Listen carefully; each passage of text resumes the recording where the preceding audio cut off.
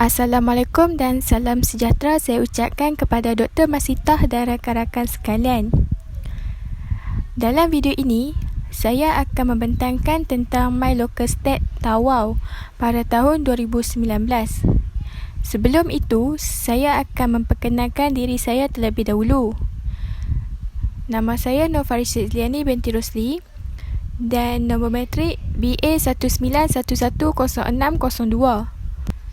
Okey, saya akan teruskan dengan pengenalan kepada My Local State. My Local State adalah merupakan penerbitan statistik ekonomi dan sosial yang komprehensif di peringkat daerah.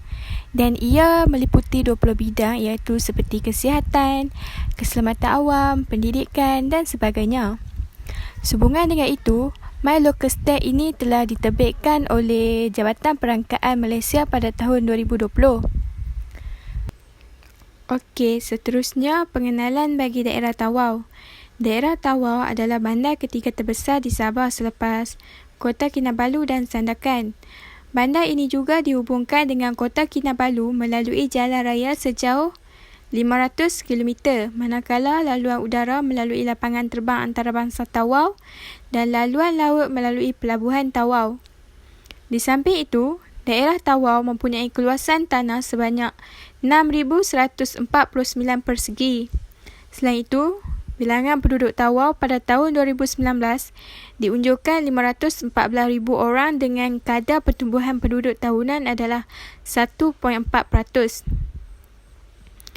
Selain itu, penduduk Tawau juga terdiri daripada 56.9% warga negara dengan komposisi mengikut etnik adalah 77.9% Bumiputera, 15.6% Cina dan 6.5% lain-lain termasuk India.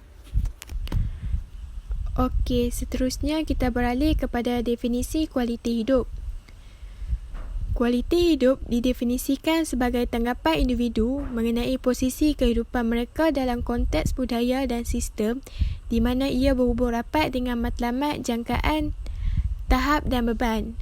World Health Organization 1993. Selain itu, kualiti hidup atau Quality of Life QOL merupakan jangka waktu deskriptif yang merujuk kepada emosi manusia, sosial dan fizikal yang sihat dan keupayaan mereka untuk berfungsi dengan tugas biasa dalam kehidupan. Laplace dan Hans 1997. Seterusnya, apabila sesebuah masyarakat beralih kepada suasana kehidupan yang pada amnya lebih baik, maka kualiti hidupnya dianggap telah meningkat. Unit Perancang Ekonomi 2002. Keselamatan awam.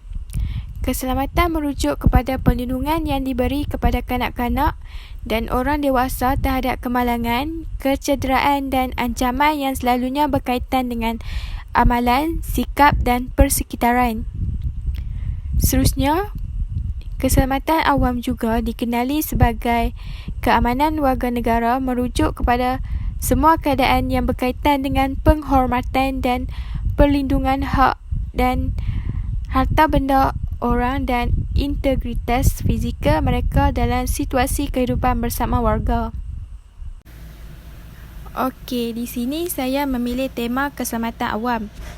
Jenayah akan memberi kesan yang besar ke atas kualiti hidup masyarakat. Hal ini demikian dikatakan kerana kadar jenayah sejak kebelakangan ini kian meningkat, terutamanya di daerah Tawau pada tahun 2019. Hal ini dapat dilihat pada jenayah kekerasan iaitu meningkat sebanyak 72.4% pada tahun 2019 dan kadar jenayah harta benda menurun sebanyak 3.6% pada tahun 2019. Seterusnya, bilangan jenayah kekerasan seperti samun adalah sebanyak 22 kes, diikuti dengan rogol 14 kes, mencederakan 10 kes dan bunuh hanya 4 kes pada tahun berkenaan. Selain itu, bilangan jenayah harta benda pula iaitu kecurian lain sebanyak 469 kes, diikuti dengan pecah rumah dan curi 295 kes dan kecurian kenderaan 76 kes. Seterusnya, Untuk menjamin kualiti hidup rakyat tidak terancam dengan jenayah, maka sistem keselamatan perlu dipertingkatkan. Oleh itu, bilangan ibu pejabat polis tidak berlaku perubahan sejak tahun 2017 hingga 2019, iaitu hanya sebuah sahaja.